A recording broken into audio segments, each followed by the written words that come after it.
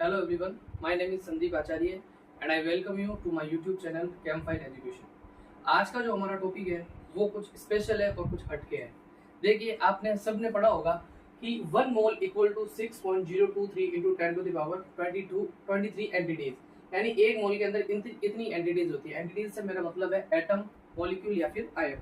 अच्छा, हमारा आज का जो टॉपिक है वो है कि क्यों, यानी एक मोल के अंदर इतने ही जो है एंटिटीज क्यों है, या why 1 mole is equal to 6.023 into 10 to the power 23 molecule entities.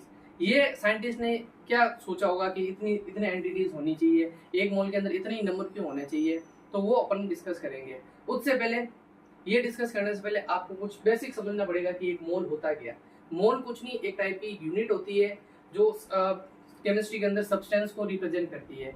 जिस टाइप से लेंथ की यूनिट होती है किलोमीटर, मीटर, सेंटीमीटर, और वेट की यूनिट होती है किलोग्राम, ग्राम, उसी टाइप से सब्सटेंस की जो यूनिट होती है, सब्सटेंस को केमिस्ट्री के अंदर जो सब्सटेंस को मेजर करने के लिए जो यूनिट होती है वो होती है हमारी मोल, जिसके अंदर एक मोल इसके बराबर होते हैं।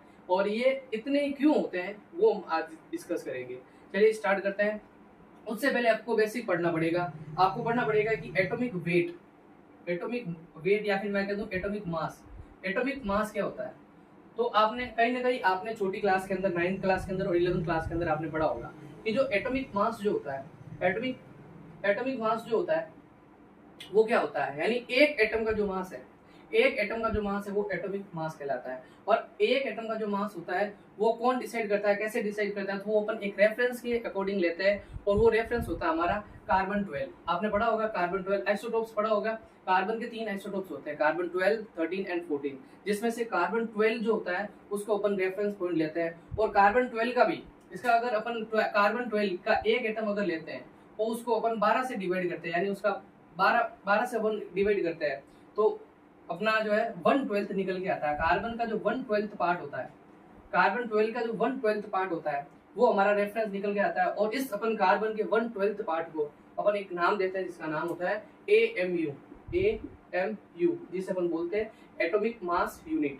और ये जो एटॉमिक मास यूनिट होती है उसके रेफरेंस में जितने भी, इसके रेफरेंस में कितने गुना है कोई भी एटम का जो मास, वो हमारा AMU निकल जाता है। जैसे कि आपने देखा होगा कि कार्बन का 12 AMU होता है, हाइड्रोजन का ओनली 1 AMU होता है, और आपने देखा होगा ऑक्सीजन का जो होता है वो होता है 16 AMU।